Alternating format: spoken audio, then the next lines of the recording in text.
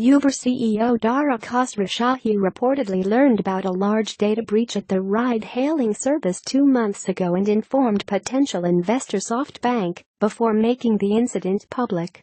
In the breach, which took place in October 2016, hackers stole names, email addresses and phone numbers of 50 million Uber riders and 7 million drivers, and drivers' license numbers from 600,000 U.S.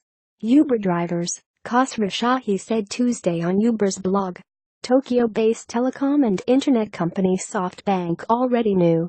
Uber told the telecom and internet company, which is seeking to invest about $10 billion in Uber, about the breach prior as part of disclosures about issues that could have material impact on the company.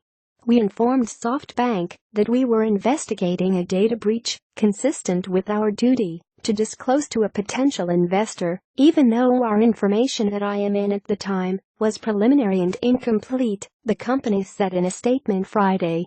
Once our internal inquiry concluded, and we had a more complete understanding of the facts, we disclosed to regulators and our customers in a very public way.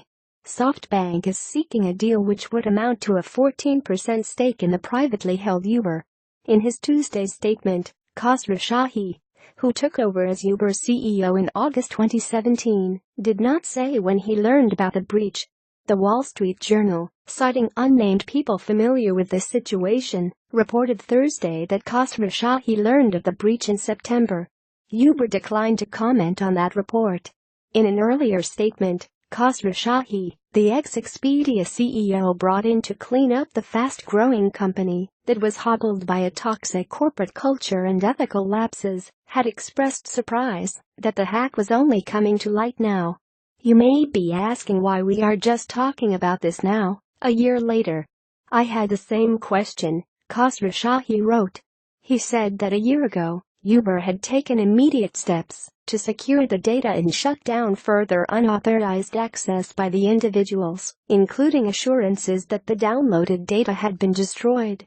It did so by paying hackers who had taken the data $100,000 to delete it and remain silent about it, Bloomberg reported Tuesday.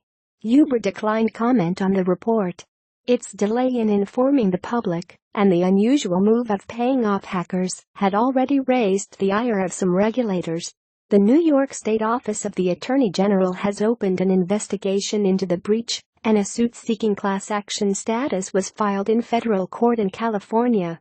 Uber failed to protect consumers' personal information and did not provide timely and accurate notice to them that their private identifiable information was compromised as a result of the data breach, the suit reads. Khosrowshahi said that the company had fired 2 individuals who led the response to this incident. Those employees were Chief Security Officer Joe Sullivan and Craig Clark, a senior lawyer who reported to Sullivan, according to Bloomberg.